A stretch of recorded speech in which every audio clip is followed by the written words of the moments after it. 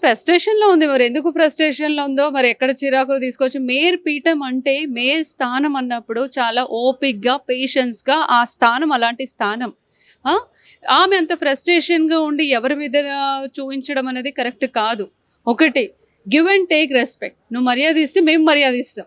నీవు కార్పొరేటర్స్‌ని నువ్వు అని దూషించడం, మీకు సబ్జెక్ట్ తెలీదని మాట్లాడడం, నాతోటి కార్పొరేటర్స్‌ని ఎందుకంటారు? ఒక మాట. ఆ! మేము ఎలక్టెడ్ అయ్యే వచ్చాం. నీవు ఆ స్థానంలో కూర్చున్నావు అంటే బీఆర్ఎస్ పార్టీ పుణ్యమే అది. కేసీఆర్ సార్ పుణ్యం వల్ల సార్ చెప్పినందుకు మేము సంతకం పెట్టినందుకు ఒక బీసీ మహిళను మేము ఎన్నుకున్నాం ఈరోజు.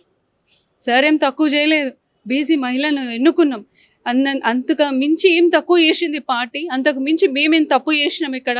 బీఆర్ఎస్ దాంట్లో పార్టీలో గెలిచి నువ్వు కాంగ్రెస్ కండువ కప్పుకొని తిన్నింటి వాసాలు లెక్కెట్టుకుంటూ నీకు అవకాశాలు వచ్చినా నీ అవకాశవాదిగా మారి నువ్వు పీఠంలో కూర్చొని కళ్ళు మూసుకోపోయినట్టు, కళ్ళు నెత్తికెక్కినట్టు, నోటికి వచ్చినట్టు దూషిస్తే పడేటోళ్ళు ఇడవడని ఉన్నాడు అనుకుంటున్నాడా? నువ్వు కార్పొరేటర్ ఏందో, నేను అంతే కార్పొరేటర్. నేను నా పక్క డివిజన్ కార్పొరేటర్. నువ్వు కనీసం తిప్పు కొడితే 300, 400 మెజారిటీ. ఇక్కడ దాదాపు 9,000 మెజారిటీ. సెకండ్ టైం నేను గెలిచిన. ఆషామాషి అనుకుంటే బంజారా హిల్స్లో ప్రతి ఒక్క కార్పొరేటర్ కొన్ని వేల ఓట్లతో గెలిచారు. అంత చులకనగా, అంత చీప్గా మాట్లాడితే పడేవాళ్ళు ఎవరు లేరు. రానున్న రోజుల్లో ఖచ్చితంగా జవాబు చెప్తాం.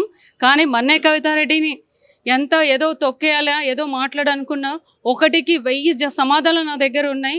1,00,000కి కోట్ల సమాధానం నేను చెప్తా. నా జోలి కోసం మాత్రం మర్యాదగా ఉండదు. నేను ఎంతవరకు అయితే అంతవరకు తెగిస్తా. ఎక్కడికైతే అక్కడికి నేను దిగినా, ఏడికైతే ఆడికి అవుతుంది. జవాబు చెప్పే రోజులు తొందరలో ఉన్నది. మేయర్ విజయలక్ష్మిని అయితే వదిలి ముచ్చటే లేదు. ఏడికైతే గాడికైతే మస్తు అయిపోయింది. నిన్ననే చూసిన ఇక అయిపోయింది. నిన్న రోజు కూడా సిస్టర్ మీకు ఒకటే మాట చెప్తున్నా, నిన్నటి రోజు కూడా యాక్చువల్లీ సీనన్న తలసానన్న ఒక ఎక్స్ మినిస్టర్, ఒక ఎమ్మెల్యే సమస్యల మీద మాట్లాడుతుంటే కాంగ్రెస్ కార్పొరేటర్ లేసి అరుస్తారా? ఏం అదే ఇంకా నాలెడ్జా వాళ్ళకి? అదే సంస్కారం నేర్పించిన రేవంత్ రెడ్డి మా పార్టీలో మాకు రామన్న ఏమో అట్లా నేర్పించలేదే. మాకు సిస్టమేటిక్గా ఉన్న మా పార్టీ బీఆర్ఎస్ పార్టీ, మా దగ్గర ఉన్న కార్పొరేటర్స్ అంతా ఒక సిస్టమేటిక్గా ఉన్న, అంత చిల్లరగా, అంత జిగదారి ఆ బస్సులలో ఎగబడినట్టుగా కార్పొరేటర్స్, కాంగ్రెస్ కార్పొరేటర్స్ సీనన్న మాట్లాడుతుంటే ఆయన వెనకాల నించుంటే వాళ్ళని కూసోమని చెప్పడం తప్ప అది మాకు హక్కు లేదా? మరి రఘునందన్ ఉన్నారు, ఎంపీ రఘునందన్ మాట్లాడుతారు, వాళ్ళు కార్పొరేటర్స్ అందరు మరి ఒక్కరు కూడా లెగలేదే.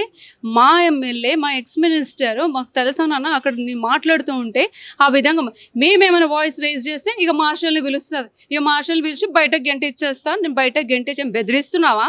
అదే పట్టించే రోజులు త్వరలో మాకు వస్తాయి. నిన్ను పట్టించే రోజు త్వరలోనే ఉంది. నేను కూడా చూపిస్తాను.